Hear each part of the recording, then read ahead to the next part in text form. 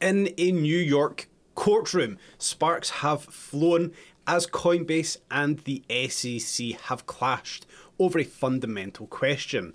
Are cryptocurrencies like Solana, Filecoin, Polygon, Cardano actually securities? This high-stake legal battle could reshape the landscape of the crypto industry, with implication for investors, exchanges, and the future of digital assets. So Coinbase, which is America's largest crypto exchange, is defending its right to list these tokens, arguing that they operate similarly to Bitcoin, which the SEC has previously exempted from security regulations. But the SEC counters that these tokens fall under the Heav Test, a legal framework used to determine whether an investment contract exists. The agency claims the investors expect profits from efforts of project teams making them securities under its jurisdiction. Are these cryptocurrencies considered securities under US law? Coinbase have countered and said that there is no investment contract and that regulating these tokens is an overreach. The judge fundamentally remaining neutral here, citing the major questions doctrine and the need for congressional action.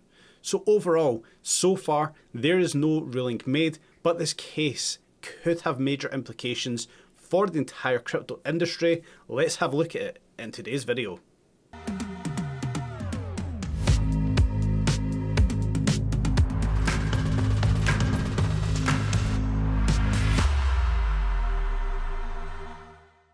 Alright, let's get into this one. Coinbase defends token listings, Solana, Polygon, Filecoin and others in this SEC battle. So obviously the question remains, are these project securities? Before we really get into it, let's have a quick overview as to what is going on. The SEC and Coinbase have met in court to battle out whether or not the likes of Solana, Filecoin, Polygon, Cardano, there's a whole host, but we'll cover them shortly, are in fact violating security laws. And of course, Coinbase have argued that the likes of Solana buyers have the same expectations as Bitcoin owners, yet the SEC has exempted Bitcoin. The SEC have argued that the Heav Test is clear and the exchange is in breach. Again, Heav Test, we will crack into this one and understand a bit more about this one. So let's have a look at the article itself. So obviously the SEC and Coinbase have locked horns and really debated whether or not the exchange has violated security laws. In June last year, the SEC sued Coinbase, accusing the exchange of operating an unregistered national securities exchange, broker and clearing agency. On Wednesday last week, legal teams from both sides matched up in the Southern District of New York to present their cases. At the centre of the back and forth was whether these cryptos were securities and under the purview of the SEC. So the SEC's representative told the judge that these crypto tokens weren't intrinsically securities.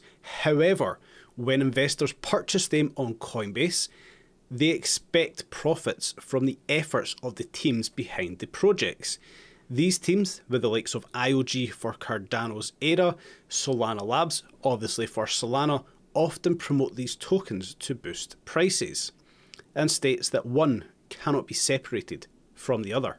And Coinbase's representative has refuted that there's no outright investment contract on the exchange between traders. He urged the judge to follow Judge Torres from the Ripple SEC case, where Torres obviously ruled that the XRP sales on a secondary market, such as Coinbase, didn't amount to security sales. And then quite comically, I like this quote here. The representative of Coinbase argued that coming after the likes of Solana, Cardano, that the SEC would be encroaching on a dangerous territory where it can designate any asset to be a security. What's to stop the agency from declaring that collectibles such as Beanie Babies are also securities? The argument, of course, has now spilt onto Coinbase's staking products, which it paused in some states following the regulatory crackdown. According to the exchange, all it does is stake the coins on behalf of the owners. It does not own any of the staked tokens. So thankfully the judge has remained objective and neutral all along, equally grilling each party. She was careful not to make any ruling, noting that the major questions doctrine bars judges from making any major policy calls unless under the approval of Congress. Another one we will get into shortly. So the quote from the judge: "I worry that I am, in my own lane, doing exactly the thing you're arguing the Commission is doing here, which is to take power. I don't have to stop activity I shouldn't be stopping. I do have a concern about not recognising someone's authority to do something in the space. The answer may be that I'm just out of luck until Congress acts." So we've covered off a few quite important things there that some people may find confusing. I thought, why not crack into this one, actually break down what is going on. So first of all, why not have a look at the tokens that are being cited here as potential securities? We can see the list. Now this is a collective list between Binance and Coinbase. We can see on the screen Solana, Cardano, Polygon, Filecoin, Sandbox, Decentraland, Algorand, Axie Infinity are just projects that are on both Binance and Coinbase. What we can see here is the full list of all projects that have been mentioned. Of course, we will not go through each and every one. It would take a long time, but we can see some key names, the likes of Ripple's XRP, Algorand, Tron, Terra USD, Luna, Filecoin, the BNB Binance coin, Solana, Cardano, Polygon, Cosmos, the Sandbox, Cote, Chiliz, Flow, Internet Computer Protocol, Near Protocol. The list is huge. I will link it in the description down below for you to check out after this video. So we'll now talk about the Heav Test. What is the Heav Test? Of course, we'll just have a quick look here at Investopedia. What is the Heav Test? The Heav Test is 4 criteria an asset must meet to qualify as an investment contract. If the asset is an investment of money in a common enterprise with a reasonable expectation of profits to be derived from the efforts of others, it is considered a security. It is then subject to disclosure and registration requirements under the Securities Act of 1933 and the Securities Exchange Act of 1934. So the test applies to any contract, scheme or transaction. The Heav Test is important for evaluating blockchain and digital currency projects when developers are fundraising. Certain cryptocurrencies and initial coin offerings may be found to meet the definition of an investment contract under the test. So some quick key takeaways before I break down a few things there. The Heav Test determines what qualifies as an investment contract, subjecting the assets to the US securities law.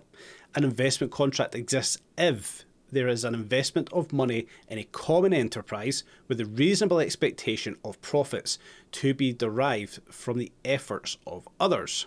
The Heav Test is important for blockchain and digital currency projects conducting fundraising efforts with investors and project backers. And lastly, certain cryptocurrencies and initial coin offerings, or ICOs as it's commonly abbreviated, may be found to meet the definition of an investment contract under the Heav Test. So we can see the 4 key areas on the screen here. An investment of money. So there must be an investment of money, whether it's cash, cryptocurrency or any form of value. It must of course be in a common enterprise. This meaning it's pooled with other investors and profits or losses are shared proportionally with the expectation of profits. So investors must have reasonable expectation of profits derived primarily from the efforts of others, such as promoters or managers of the enterprise. And then lastly, we can see to be derived from the efforts of others. Someone, usually a promoter or a manager, is actively managing the enterprise and creating the potential for profits. If a transaction meets all 4 elements of the Heav Test, then it is fundamentally considered an investment contract and does fall under the jurisdiction of the SEC, meaning it needs to comply with strict disclosure and registration requirements. This means it needs to comply with strict disclosure and registration requirements. So the Heav Test is often applied to cryptocurrency ICOs to determine whether they fall under the securities regulations. They can have significant implications for the projects and of course the stakeholders. So three things that I think we have to really bear in mind about the Heav Test. It is not always straightforward to determine whether a transaction meets all four elements. The circumstances of each can be unique and lead to different interpretations. This being the fight mainly fought right now between the SEC and Coinbase, but previously the exact same fight held between Ripple's XRP and the SEC. The second thing to really keep in mind here is the SEC may use other factors besides the Heav Test to determine whether a transaction is in fact a security. And then lastly, the Heav Test has been criticised for really being outdated and not fully capturing the evolution of the financial markets, including the emergence of cryptocurrency. Well, I think those three things themselves are very ironic. We can see the importance that the Heav Test has had in yesteryear. Is it still relevant for today's market, considering what we have seen in front of us, considering what happened with the likes of Ripple and the SEC? Well, personally, I don't think it is overly relevant anymore. Let me know your thoughts on that one down below. So lastly, one thing I do also want to cover off is the major questions doctrine, which has been cited many times in the court case. The major questions doctrine is a relatively new principle of statutory interpretation applied by the United States administrative law cases, which states the courts will presume that Congress does not delegate to executive agencies issues of major political or economic significance. So what is the purpose of this? Well, it prevents agencies from expanding their authority beyond what Congress intended. It also ensures that major policy decisions are made by elected legislators and not unelected bureaucrats.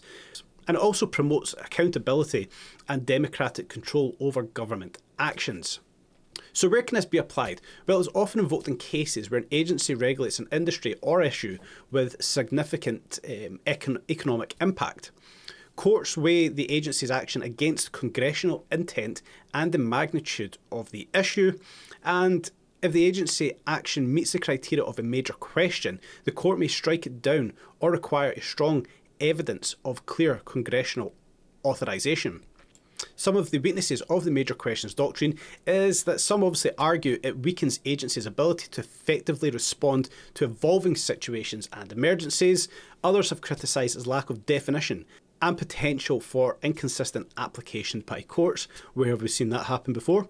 And also there are concerns existing about the potential to impede innovation and progress in certain sectors. Judge Thailia's decision hangs in the balance, leaving the crypto industry in suspense. Will Coinbase's arguments sway the court, or will the SEC's interpretation of securities prevail? Regardless of the outcome will have profound consequences for the future of token listings and the broader regulatory landscape. So are these tokens securities? The answer, it does remain ambiguous, leaving further room for debate and interpretation. What do you think? Share your thoughts and comments down below. Join in the conversation about the future of crypto regulations.